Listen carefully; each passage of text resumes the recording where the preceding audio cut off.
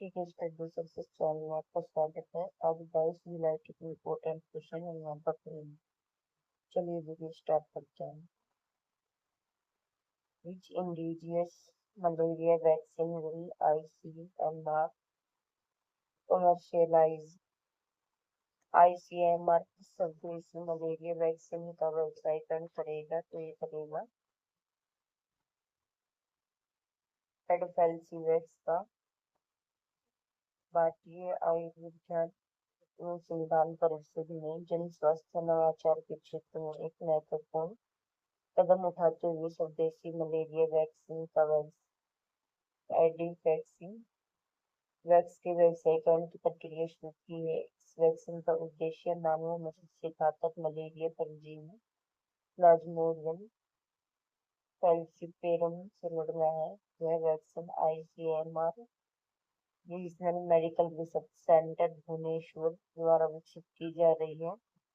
यह एक recombinant multistage vaccine है जो परजीवी के जीवन चक्र की विभिन्न अवस्थाओं पर कार्य करती है। Fit India Sunday on cycle where was the 32nd edition of this initiative held? Fit India Sunday on cycle इस पहल का 32वां संस्करण का आयोजित किया गया है। तो ये किया गया है वाराणसी में। फिट इंडिया साइकिल संडे पहले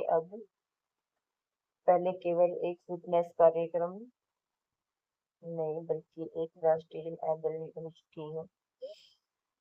इसका उद्देश्य शारीरिक स्वास्थ्य को बढ़ाना, दवा देने के साथ साथ युवाओं में नशा मुक्ति को सशक्तिकरण जैसे सामाजिक संदेशों को भी मजबूती से फैलाना है। युवा मामलों और खेल मंत्रालय द्वारा संचालित इस पहल का 32वां संस्करण वाराणसी स्थित बनारस हिंदू विश्वविद्यालय परिसर में आयोजित हुआ, जिसमें केंद्रीय मंत्री मनसुख मांडविया समेत 3000 से अधिक साइकिल चालकों ने भाग लिया। Recently, who will visit UK and Maldives? हाल ही में कौन यूके और मालदीव के दौरे पर जाएंगे? तो ये जाएंगे प्रधानमंत्री नरेंद्र मोदी। प्रधानमंत्री नरेंद्र मोदी 23 से 26 जुलाई तक ब्रिटेन और मालदीव के द्विदेशीय दौरे पर जाएंगे। ये यात्रा भारत की सक्रिय और गतिशील विदेश नीति की प्रतीक है। इस दौरे का मुख्य उद्देश्य दोनों देशों के साथ रणनीतिक और आर्थिक साझेदारी को मजबूत करना है। प्रधानमंत्री मोदी की ब्रिटेन की चौथी और मालदीव की तीसरी यात्रा होगी। ब्रिटेन दौरा हाल ही में निर्वाचित प्रधानमंत्री कीयर स्टारमर के आमंत्रण पर हो रहा है और मालदीव यात्रा वहां के राष्ट्रपति मोहम्मद मुर्सी के आमंत्रण पर होगी। Collaboration with global satellite companies will be done to enhance surveillance of which किसकी निगरानी बढ़ाने के लिए वैश्विक सैटेलाइट कंपनियों से सहयोग किया जा रहा है? तो ये सैन्य निगरानी बढ़ाने के लिए। वर्तमान में भारतीय सशस्त्र बलों की निगरानी और अमेजिंग जरूरतों को कार्टोसैट और रिसैट जैसी स्वदेशी उपग्रह पूरा करते हैं। ये उपग्रह दुश्मन की गतिविधियों को ट्रैक करने और हमलों के परिणाम की पुष्टि करने में सक्षम है, लेकिन इसमें इमेजिंग की आवृत्ति और रिजोल्यूशन की कुछ सीमाएं हैं। हालिया भू राजनीतिक घटनाओं, विशेषकर चीन द्वारा पाकिस्तान को उपग्रह डेटा उपलब्ध कराने की भूमिका ने भारत के सैटेलाइट आधारित निगरानी तंत्र को तत्काल उन्नत करने की आवश्यकता को उजागर किया है। Who plans a space station by 2035 and a lunar mission by 2040? किसकी 2035 तक अंतरिक्ष स्टेशन और 2040 तक फ्यूचर मिशन की योजना है? तो ये है इसरो की। भारत ने वैश्विक अंतरिक्ष अन्वेषण में एक आत्मविश्वासपूर्ण कदम उठाया है, जिसमें भारतीय अंतरिक्ष अनुसंधान संस्थान इसरो ने आने वाले 15 वर्षों के लिए अपनी व्यापक दृष्टि प्रस्तुत की है। नए अध्यक्ष वी नारायण ने के नेतृत्व में इसरो ने 2035 तक एक स्वतंत्र भारतीय अंतरिक्ष स्टेशन स्थापित करने और 2040 तक मानव चंद्रमा अभियान पूरा करने की योजना की घोषणा की है। ये घोषणा IIITDM कुरनूल के दीक्षांत समारोह के दौरान की गई। Which rank did India get in the International Mathematics Olympiad? International mathematical olympiad में भारत ने कौन सी रैंक मिली है? तो ये मिली है 7वीं रैंक। भारत ने अंतर्राष्ट्रीय शैक्षणिक उत्कृष्टता की दिशा में प्रगति जारी रखते हुए ऑस्ट्रेलिया के सनशाइन कोस्ट में आयोजित 66वीं अंतर्राष्ट्रीय गणित ओलंपियाड 2025 में 7वां स्थान हासिल किया है। 110 देशों की प्रतिस्पर्धा के बीच भारत की 6 सदस्यीय टीम ने 3 स्वर्ण, 2 रजत और 1 कांस्य पदक जीता है। 252 में से 193 अंक प्राप्त करके राष्ट्रीय रिकॉर्ड भी बनाया है। ये उपलब्धि भारतीय गणितीय शिक्षा, प्रतिभा विकास और ओलंपियाड प्रशिक्षण व्यवस्था को काफी प्रभावशाली उजागर करती है। Who inaugurated the first IICT campus in Mumbai? Mumbai के पहले IICT परिसर का उद्घाटन किसने किया? तो किया है केंद्रीय मंत्री ने। मुंबई में Indian institute of creativity technology के पहले परिसर का उद्घाटन हुआ। इस पहल का उद्देश्य animation, visual effects, gaming, comics, extended reality जैसे क्षेत्रों में वैश्विक स्तर पर भारत की भागीदारी को सशक्त बनाना है। यह संस्थान विश्व स्तरीय प्रशिक्षण और सहयोग के माध्यम से उद्योग प्रतिभाओं को तैयार करेगा।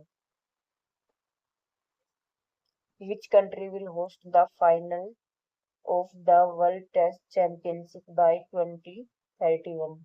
2031 तक कौन सा देश विश्व टेस्ट चैंपियनशिप के फाइनल की मेजबानी करेगा? तो ये करेगा इंग्लैंड।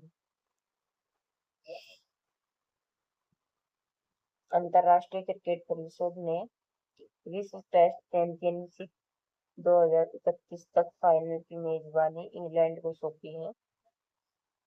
आईसीसी ने 20 जुलाई 2025 को बताया कि अगले तीनों संस्करणों की मेजबानी इंग्लैंड और वेल्स क्रिकेट बोर्ड के पास ही रहेगी। आईसीसी की तरफ से जारी की गई विज्ञप्ति में कहा गया कि बोर्ड ने हाल के फाइनल की मेजबानी में सफल ट्रैक रिकॉर्ड के बाद इंग्लैंड और वेल्स क्रिकेट बोर्ड को 2027, 29 और 31 संस्करणों के लिए आईसीसी विश्व टेस्ट चैंपियनशिप फाइनल की मेजबानी के अधिकार देने की पुष्टि की है।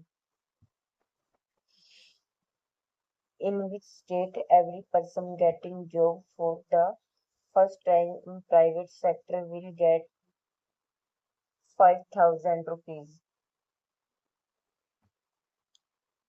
किस राज्य के निजी क्षेत्र में पहली बार नौकरी करने वाले प्रत्येक व्यक्ति को 15,000 रुपए मिलेंगे? तो ये मिलेंगे बिहार। प्रधानमंत्री नरेंद्र मोदी ने 19 जुलाई 2025 को बिहार के मोतिहारी में एक सार्वजनिक रैली के दौरान नई रोजगार प्रोत्साहन योजना की घोषणा की। इस योजना के तहत निजी क्षेत्र में पहली बार नौकरी पाने वाले युवाओं को 15,000 की प्रोत्साहन राशि दी जाएगी। इसका उद्देश्य देश में रोजगार सृजन को बढ़ावा देना और युवाओं को औपचारिक रोजगार क्षेत्र से जोड़ना है। ये घोषणा प्रधानमंत्री की पूर्वी चंपारण यात्रा के दौरान हुई, जहाँ उन्होंने 7200 करोड़ से अधिक की विकास परियोजनाओं का उद्घाटन और शिलान्यास किया। इस अवसर पर 4 अमृत भारत ट्रेनों को हरी झंडी दिखाकर रवाना भी किया गया। At what age died Oscar-winning lyricist Alan Bergman? Oscar विजेता गीतकार एलन बर्गमैन का निधन कितने वर्ष की आयु में हुआ है? 99 वर्ष की। ऑस्कर विजेता गीतकार एलन बर्गन का निधन हो गया है और वैरायटी की रिपोर्ट के मुताबिक 17 जुलाई को उन्होंने लॉस एंजलिस आवास में आखिरी सांस ली, जो 99 वर्ष के थे और 17 सितंबर को अपना 100वां जन्मदिन मनाते। फिल्म और टेलीविजन संगीत की दुनिया में उनके योगदान को 3 अकेडमी अवार्ड, 3 एमी अवार्ड और व्यापक सराहना के रूप में मान्यता मिली। एलन बर्गमैन की पत्नी मर्लिन कीथ का निधन जनवरी 2022 में हो गया था। India has voted on more than how many UN resolutions since 1946? Bharat ने 1946 से अब तक कितने से अधिक यूएन प्रस्ताव पर मतदान किया है? तो ये किया है सॉरी 5500 से अधिक पर। भारत ने 1946 से अब तक 5500 से अधिक यूएन प्रस्ताव पर मतदान किया है, जिनमें समय के साथ काफी बदलाव हुआ है। 1946 से 1960 के अंत तक अत्यधिक अस्थिर मतदान पैटर्न, हाँ मत 20 से 100% तक के रहे, जबकि मतदान से दूरी में भारी उतार चढ़ाव देखा गया। 1970 से 1994 में अधिक स्थिरता के संकेत, हाँ मत 74 से 96% तक और मतदान से दूरी 8 से 19% के बीच रही। 1995 से 2019 एक परिपक्व और स्थिर चरण, हाँ मत 75 से 83% और एब्सटेंशन 10 से 17 के दायरे में रहे और 2019 से के बाद 2025 तक हाँ मत घटकर तो 56% रह गए और मतदान से दूरी बढ़कर 44% हो गई। 1955 के बाद सबसे ऊंचा स्तर है। How much did India's tea export increase in FY 2024-25? वित्त वर्ष 2024-25 में भारत का चाय निर्यात कितना बढ़ा? तो ये बढ़ा है 2.85%। विश्व के प्रमुख चाय उत्पादक और निर्यातक देशों में शामिल भारत ने वित्त वर्ष 24-25 के दौरान अपने चाय के निर्यात में मामूली लेकिन सकारात्मक वृद्धि दर्ज की है। टी बोर्ड ऑफ इंडिया द्वारा जारी आधिकारिक आंकड़ों के अनुसार भारत से चाय का निर्यात 2.85% बढ़ा, जो वैश्विक स्तर पर चाय की मांग और बेहतर बाजार मूल्य संकेत को दर्शाता है। निर्यात मूल्य में हुई वृद्धि प्रति किलोग्राम बेहतर मूल्य प्राप्ति को दर्शाती है।